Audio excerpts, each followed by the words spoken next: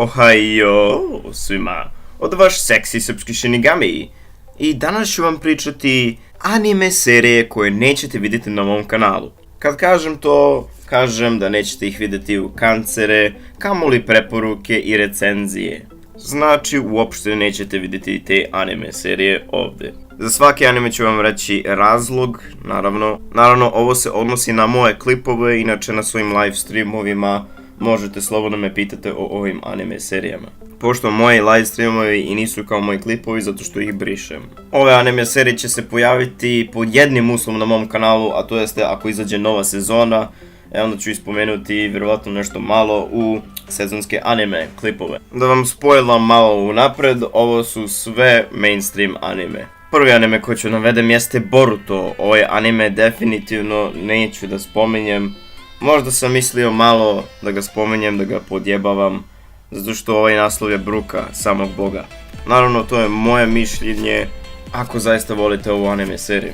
Dosadan je, a i zaista postoji dosta kanala na Balkanu koji komentarišu ove anime. Zaista, ako ja sad isto uradim bilo kakav klip na ovom animeu, a mislim da bi vas morio. Sljedeći anime koji ću spomenuti jeste Kuroko no Basketball. Samo kad pogledam ovaj anime dobijem epilepsiju.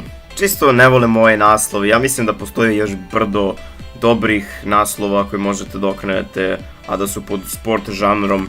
Ne vidim zaista ikakav razlog da gledam mlade dečake koji igraju košarku, koji imaju kosu obojene u dugine boje, tačnije boje gej zastave, vjerojatno ako ih spojite imate taman sve boje. Znam da postoje ljudi koji vole ovaj naslov, ali ja bi ga definitivno ispljuvao. Ali iskreno mislim da moje mišljenje za sport žanr nije nešto jako, zato što ja taj žanr ne volim. Sljedeći anime koji ću da spomenem jeste Akame ga Kill. Razlog zašto neću da spomenem ovaj anime jeste zato što apsolutno nemam čemu šta da komentarišem u animeu. Loš je. A i stavio bi ga negdje gdje vama ne bi se svidjelo, zato što znam da dosta vas voli ovaj anime. Nije mi se svidao. Kad sam gledao, on mi je bio neki 50 i neki naslov. Tada u trenutku mi se svidao, ali posle nekih 100 i nekih video sam koliko je ovaj naslov nekvalitetan.